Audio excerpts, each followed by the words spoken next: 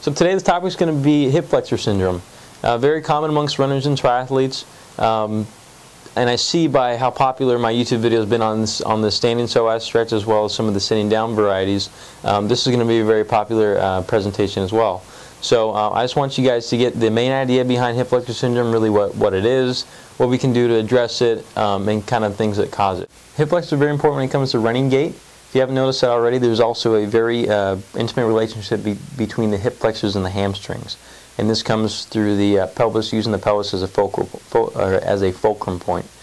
Something I always check out with my athletes is if they're going to come in for a pre-race tune-up is that week prior. I usually focus on the hamstrings and hip flexors, make sure they're working properly, they have the proper length, there's no adhesions within them, because if there is, a lot of times they can really take someone down, decrease their performance, and also increase their time. Now you might wonder why these things happen, and usually these areas become shortened just from memory. If they're shortened throughout the day, or also things like long rides, especially long rides uphill and into the wind, these are very hip flexor dominant things where the hip flexors have become shortened. There's lots of demand upon them, so they also like to remain in that shortened position throughout the week.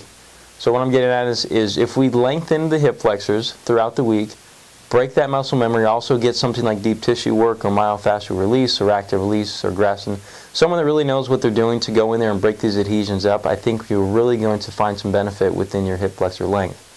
In regards to finding somebody, you should really find someone who knows what they're doing. I wouldn't recommend doing it on yourself, myofascial release wise, getting deep in there, because it is a very deep part of the abdominal cavity, which is the best way to treat it in my opinion. There's things on top. In women, there's the ovaries, there's obviously there's mesentery, intestines. There's all this stuff right there, and if you mash it, it's not doing you any favors. Trauma to these tissues can't be a good thing either way. So let's just find someone who actually knows what they're doing, sink in there, treat it as deep and as effective as you possibly can, and I think you'll find the best results from that. Some people might not know what the hip flexors are. There's three main ones.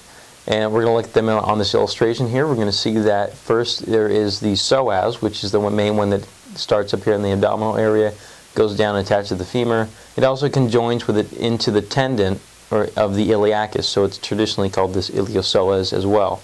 The last one is the rectus femoris. This one, it's not great at flexing the hip, but is an accessory synergistic hip flexor, so it does do the job as well.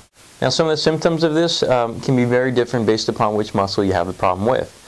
For myself, I developed an issue with the rectus femoris at the origin point, as you saw in the illustration.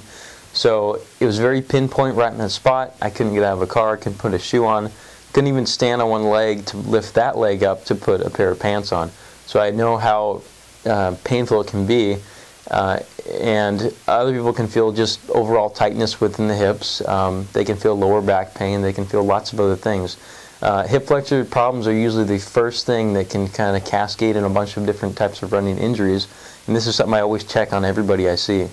Prevention of hip flexor issues is really going to start out with gait analysis or movement analysis, running analysis, whatever you want to call it.